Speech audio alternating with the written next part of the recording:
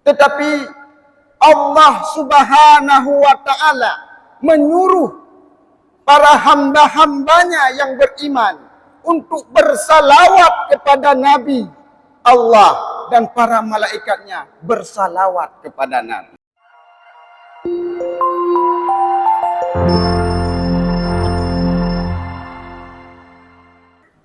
Alhamdulillah, alhamdulillahi rabbil alamin, wassalatu wassalamu ala sayyidina wa maulana Muhammad wa ala alihi wa sahbihi ajma'in, amma ba'd. Ayuhan nas, ittaqullaha haqqa tuqatih wa la tamutunna illa wa antum muslimun. Wa qala Allah subhanahu wa ta'ala fil Qur'anil Karim, a'udzu billahi minasy syaithanir rajim. Bismillahirrahmanirrahim. Innallaha wa malaikatahu yusalluna 'alan nabi. Ya ayyuhalladzina amanu sallu 'alaihi wa sallimu taslima. Wa qala Allah subhanahu wa ta'ala fi ayatin ukhra. A'udzu billahi minasy syaithanir rajim. Bismillahirrahmanirrahim. Wasari'u ila maghfiratin min rabbikum wa jannatu arduhas samawati wal ardh u'iddat lil muttaqin. Alhamdulillah, alhamdulillahi rabbil alamin. Segala puja dan puji marilah sama-sama kita pulangkan ke hadirat Allah Subhanahu wa ta'ala, yang mana oleh Allah telah memberikan kita beribu-ribu nikmat dan kasih sayangnya kepada kita. Di antara nikmat-nikmat yang besar Allah berikan kepada kita, yaitu Allah Subhanahu wa ta'ala memberikan kegetanyo, yaitu nikmat iman.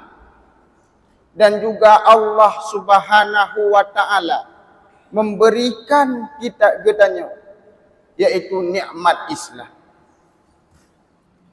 Dan Allah Subhanahu wa ta'ala memberikan ketanyo pula nikmat kesehatan. Sehingga dengan nikmat kesehatan itu, legetanyo bisa beraktivitas dengan mudah. Dan juga Allah Subhanahu wa ta'ala memberikan kepada ketanyo, yaitu nikmat kesempatan ataupun waktu, sehingga kita dapat berkumpul di tempat yang mulia ini. Begitu pula Allah memberikan kepada kita juga satu nikmat, yang mana nikmat ini diinginkan oleh para nabi, diinginkan oleh para rasul, dan diinginkan oleh umat-umat sebelum umat Nabi Muhammad. Cuman apakah nikmat itu? Yaitu nikmat menjadi umat Nabi Muhammad sallallahu alaihi wasallam. Ustaz, apa hebatnya menjadi umat Nabi Muhammad? Maka diriwayatkan di dalam suatu kitab yang bernama An-Nawadir, bahwasanya pada suatu malam Nabi Isa alaihi salam sedang duduk di halaman rumah beliau, yang mana di saat itu tidak didapati oleh Nabi Isa satu pun cahaya yang menyinari mata beliau. Hana getemung le Nabi Isa sabah cahaya pun. Maka watenya tengah geduk le Nabi Isa.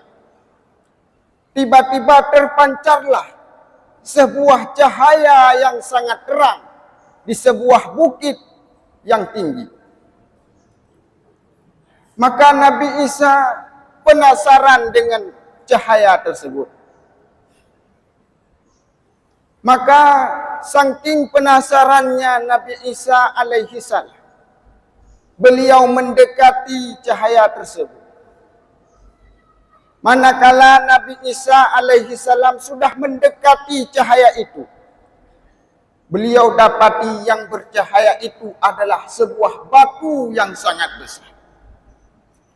Kekalan le Nabi Isa watenya rupajih yang mencahaya adalah sebuah batu yang sangat rayu. Maka makin gepeta le Nabi Isa, gedekati le Nabi Isa. Tiba-tiba batu tersebut terbelah menjadi dua bahagian. Wate katuplah batengan menjadi dua bahagian.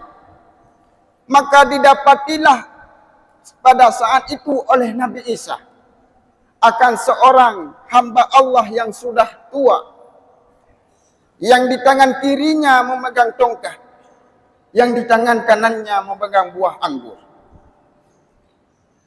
Maka Nabi Isa alaihi salam bertanya kepada hamba Allah itu, "Wa ya Abdallah, maza ta'mal huna?" Wahai hamba Allah, apa yang sedang engkau lakukan di sini? Maka saat itu hamba Allah itu menjawab, "Wa ya ruhullah, wahai ruh Allah, wahai Isa, ata'budullah, aku menyembah Allah." Maka Nabi Isa bertanya lagi, "Wahai hamba Allah, seberapa lamakah engkau beribadah kepada Allah di dalam batu ini?" Maka dijawablah oleh orang yang lambat, "Wahai Isa, aku menyembah Allah Subhanahu wa ta'ala selama 350 tahun lamanya." Mendengar laginya oleh Nabi Isa. Nabi Isa mendengar hal itu takjub dan terkejut melihatnya dan mendengar. Lertuh 50 tahun beribadah kepada Allah. Apa yang dia makan? Apa yang beliau minum? Maka Nabi Isa bertanya kepada orang itu, "Wahai hamba Allah, kalau engkau beribadah di dalam batu ini selama 350 tahun, maza ta'kul wa maza tashrab? Apa yang engkau minum dan apa yang engkau makan?" Maka dijawablah oleh orang yang lambat, "Wahai Isa, manakala ulun gerah, manakala saya lapar ataupun manakala saya haus, di dalam tongkat ini keluarlah air sebagai minuman. Dan manakala saya lapar, di tongkat ini juga keluar buah-buahan ataupun makanan. Alhamdulillah, Allah Subhanahu wa ta'ala memberikan saya buah anggur sebagai rezeki saya hari ini." Alengan Allah Subhanahu wa ta'ala bertanya kepada Nabi Isa, "Wahai Isa, adakah engkau takjub melihat hambaku ini?" Apa kata Nabi Isa? "Aku takjub dan terkejut, ya Allah." Maka Allah bertanya lagi kepada Nabi Isa, "Wahai Isa, adakah engkau ingin melihat satu ibadah, satu amalan yang lebih aku cintai ketimbang ibadah orang yang di dalam batu tersebut yang menyembahku sebanyak 350 tahun. Namun nekalan amalan yang lebih banyak, wahai Isa?" Maka dijawab oleh Nabi Isa, "Muhud ya Allah."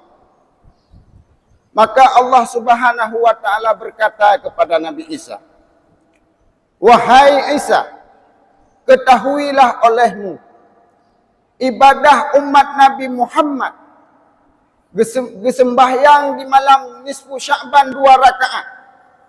Lebih aku cintai ibadah umat Nabi Muhammad yang sembahyang 2 rakaat di malam nisfu Sya'ban ketimbang dengan ibadah urang yang mengibadah kepada lun sebanyak leher tuh 50 tuh. Allah lebih mencintai ibadah umat Nabi Muhammad yang sedikit ketimbang ibadah umat-umat yang lain yang jumlahnya beratusan-ratusan tahun. Si malam tak sembahyang bak malam nisfu Sya'ban. Yang mantang lebih kecintai di Allah. Dalam tak sembahyang tarawih di bulan Ramadan. Belum kita membaca Al-Quran di bulan Ramadan. Belum kita qiyamul lail di tengah bulan Ramadan. Maka ibadah itu lebih Allah cintai ketimbang ibadah umat-umat yang lain. Inilah nikmat terbesar yang Allah berikan kepada kita menjadi umat Nabi Muhammad sallallahu alaihi wasallam. Selawat bermahkotakan salam. Tidak lupa kita kirimkan kepada seorang baginda besar yaitu Nabi Muhammad sallallahu alaihi wasallam. Yang mana oleh beliau telah membawa kita dari alam jahiliyah ke alam Islamiyah. Yang telah merindukan kita sebelum kita ada di dunia ini. Yang telah mencintai kita sebelum kita lahir ke muka bumi ini. Beliau selalu mengingat kita di kala malam.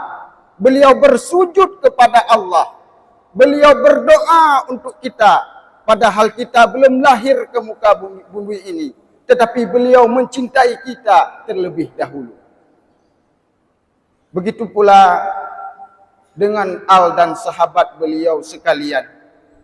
Yang seiring bahu, seiring langkah membantu perjuangan Nabi dalam menegakkan kalimatul haq, yaitu la ilaha illallah Muhammadar Rasulullah.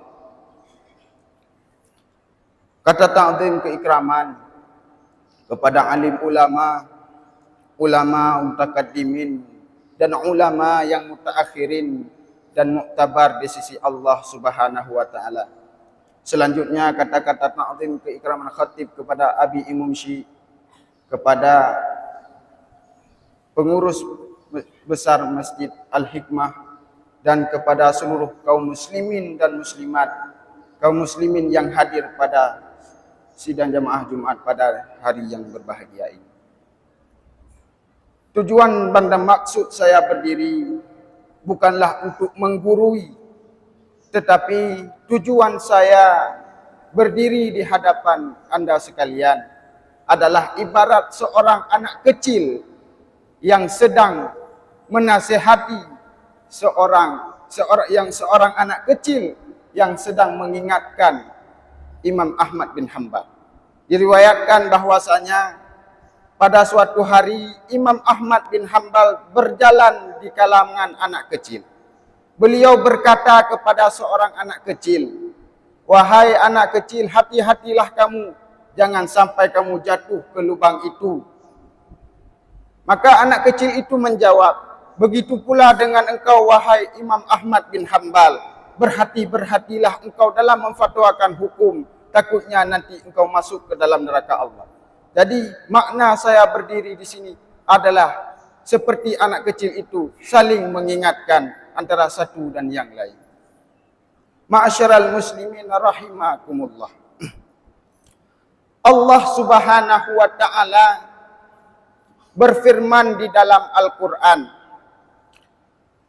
Bismillahirrahmanirrahim. Innallaha wa malaikatahu yusalluna 'alan nabi. Sesungguhnya Allah dan para malaikatnya Allah itu bersalawat kepada Nabi.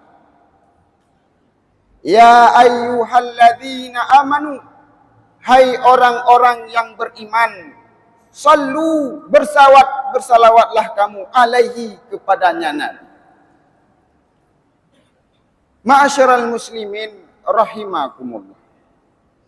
Allah memerintahkan hambanya untuk menegakkan solat, tetapi Allah tidak melakukannya. Allah subhanahu wa ta'ala menyuruh kepada hambanya untuk berpuasa. Allah subhanahu wa ta'ala tidak melakukannya. Allah subhanahu wa ta'ala menyuruh kepada hamba-hambanya untuk membayar zakat. Allah tidak melakukannya. Dan Allah menyuruh kepada manusia untuk berhaji jika mampu. Allah tidak melakukan juga sedemikian. Tetapi Allah subhanahu wa ta'ala menyuruh para hamba-hambanya yang beriman untuk bersalawat kepada Nabi Allah, dan para malaikatnya bersalawat kepada Nabi. Teman dengku, pu faedah lagi tanya tamu selawat ke Nabi. Apa faedah kita bersalawat kepada Nabi? Maka dijelaskan di dalam kitab I'annatul Talibin di halaman 6 baris ke-7. Bahwasanya diriwayatkan di dalam kitab I'annatul Talibin bahwasanya walil faidati salawatin faidatun la tahsa. Sesungguhnya faedah bersalawat kepada Nabi itu adalah faedah yang tidak terhingga faedahnya. Tidak terhingga faedah kita bersalawat kepada Nabi. Salah satunya adalah tajallul qulub minal qulumat. Terangnya hati daripada kegelapan. Terangnya hati daripada kotoran, segala kotoran-kotoran. Maka orang yang sering bersalawat kepada Nabi, maka akhlak orang yang selawat kepada Nabi semakin kuat selawatnya, maka semakin baik akhlaknya. Itu faedah yang pertama, kita bersalawat kepada Nabi. Yang kedua, waktu ghani ani syekh. Salawat itu tidak membutuhkan guru. Salawat itu tidak membutuhkan tarikah. Salawat itu tidak membutuhkan ijazah.